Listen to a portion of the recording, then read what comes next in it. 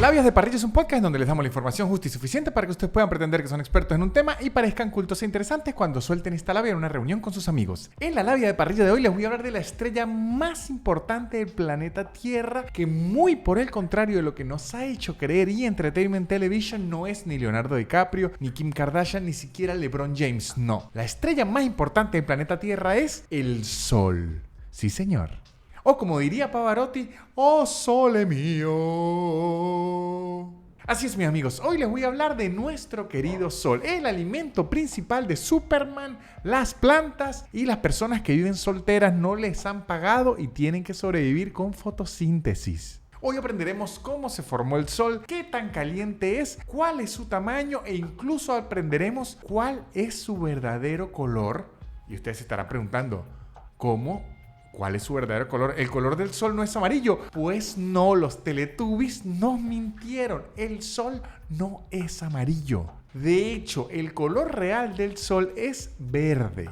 Así es, amiguitos, aunque desde la Tierra no lo podamos ver y ni siquiera lo podamos percibir, el color real del Sol es verde. Lo que pasa es que su color real no se puede ver ni desde la Tierra ni siquiera desde el espacio.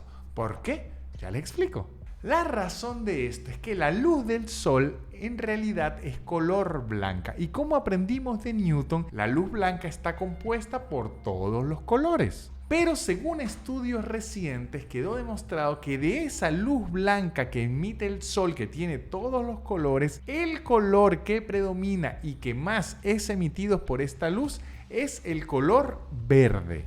Lo que pasa es que la atmósfera que está en la Tierra, como filtra los rayos del Sol, incluyendo los rayos de luz, se quedan atrapados los colores que tienen menos magnitud, que son también los colores fríos, como es el caso del azul o el verde. En cambio, los colores que penetran más fácil la atmósfera serían los colores con más magnitud de onda, que serían los colores más cálidos, como serían el rojo, el naranja y el amarillo. Ahora, si usted lo viera desde el espacio, como no tenemos ese filtro, no lograría verlo verde, sino se vería blanco, porque estaría viendo todo el espectro de la luz. Sería como una cosa blanca gigante que ni siquiera se puede ver mucho porque queda ciego. Pero si se usaran los filtros correspondientes, veríamos su verdadero color, que sería verde. Lo que haría que muchos niños en preescolar salieran muy mal en las tareas al pintar el Sol amarillo. Así que cuidado, a revisar eso. Ahora, de cualquiera de las dos formas, lo que yo les recomendaría es que no miren directamente al Sol para ver de qué color es, porque van a quedar un poco ciegos porque la luz del Sol es muy fuerte. Eso en la Tierra, en el espacio, ni les digo.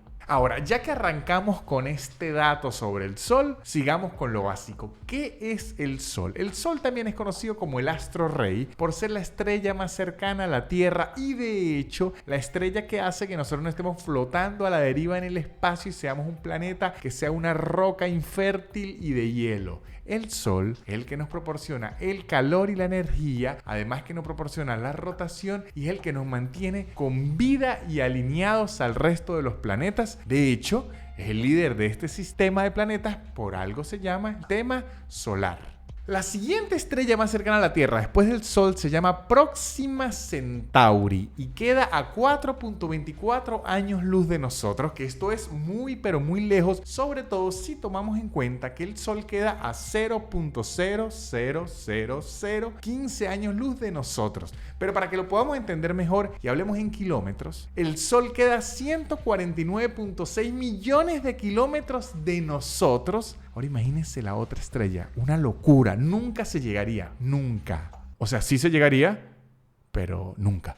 Ojo, pero aunque el Sol esté lejos, lo lejos lo compensa con lo grande. Y esta no es la primera vez que se ha dicho esta frase, pero es cierta. Porque el Sol en comparación a nosotros es extremadamente gigante. De hecho, el Sol equivale al 99.8% de toda la masa del sistema solar. ¿Qué quiere decir esto? Que si agarramos todo lo que existe en nuestro sistema solar sin contar el Sol, solo sería el 0.2% de la masa que hay en nuestro sistema solar. El resto sería el Sol, o sea, es gigante.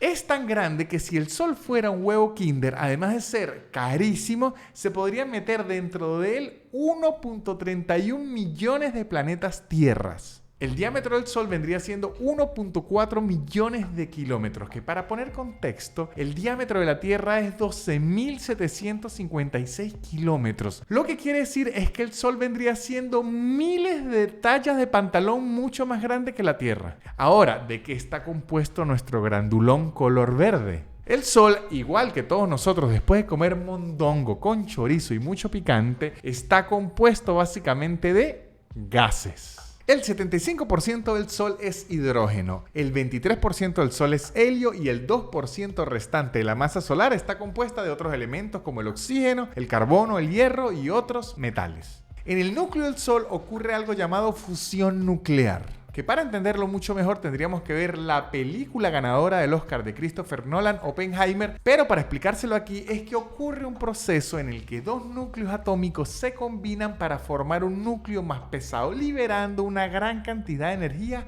en el proceso.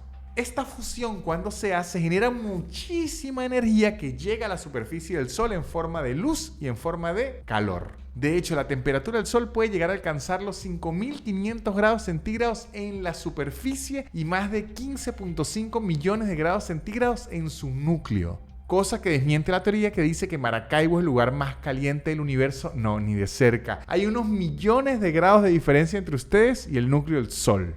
Y yo sé que entender en esos números es muy difícil, o sea, es muy complicado, pero para entender más fácil es muy caliente, o sea, pero muy caliente, que no llegaríamos ni a tocar, sino miles de kilómetros antes ya nos incendiamos porque es muy caliente. El Sol también tiene una especie de atmósfera que se divide en tres partes. Estas tres partes son la fotosfera, la cromosfera y la corona solar. La fotosfera vendría siendo la superficie visible del Sol y la capa más baja de la atmósfera. Arriba de la fotosfera estaría la cromósfera y la corona solar, que solo se puede ver cuando hay eclipses solares, que cuando la luna tapa el Sol se puede ver como un circulito de fuego alrededor con unas puncitas. Esa sería la corona solar. Ahora, mi Sol, tu Sol, el Sol de casi todos menos el de México, que se vendría siendo Luis Miguel, nuestro Sol vendría siendo una estrella G2b pequeña. ¿Qué significa esto? Bueno, es una forma de nombrar a las estrellas que nos da mucha información. La letra G significa que es una estrella cuya temperatura en la superficie va a estar aproximadamente cerca de los 5.000 grados centígrados, cosa que es muy caliente para una hervida, pero se considera que es una temperatura media si usted es una estrella.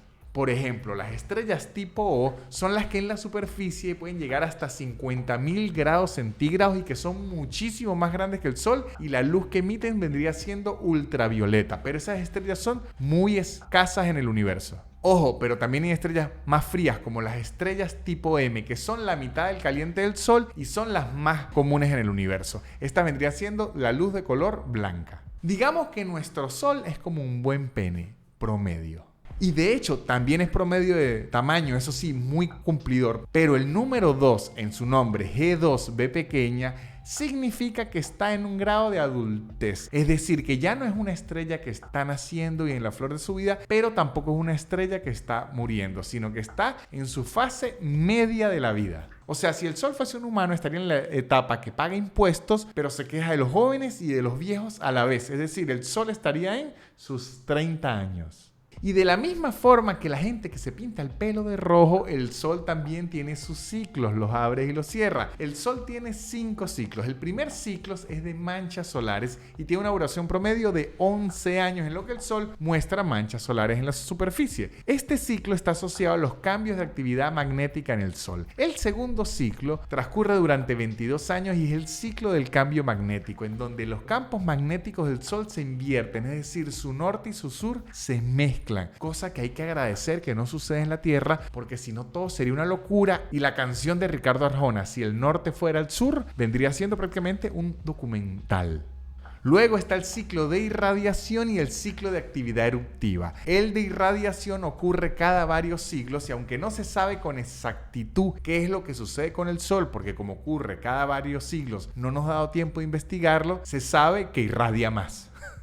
Y luego está el ciclo de actividad eruptiva, que consiste en que el Sol tiene muchas más erupciones que en realidad a nuestra vista no afectan en prácticamente nada, pero Aunque estos ciclos solares no lo podamos percibir también ante nuestra vista, sí tienen impacto significativo en la Tierra, incluidas las condiciones climáticas espaciales, la ionosfera y la atmósfera superior, así como las comunicaciones satelitales y redes eléctricas por las fuerzas electromagnéticas que irradia el Sol. ¿Qué quiere decir esto? Que si usted un día se está quedando sin internet, puede ser que no ha pagado o que el Sol está emitiendo mucha energía electromagnética. Yo probablemente revisaría las dos, no vaya a ser. El Sol se formó aproximadamente 4.600 millones de años y se estima que le quedan aproximadamente otros 5.000 millones de años de vida. Así que podemos estar tranquilos, muchachos, porque el Sol aún no se va a morir. Le quedan 5.000 millones de años para que nuestro bello Sol se convierta en una gigante estrella roja, expandiendo su atmósfera hacia el exterior y consumiendo los planetas más cercanos, incluyendo la Tierra. Que yo cuando oía esto de niño decía,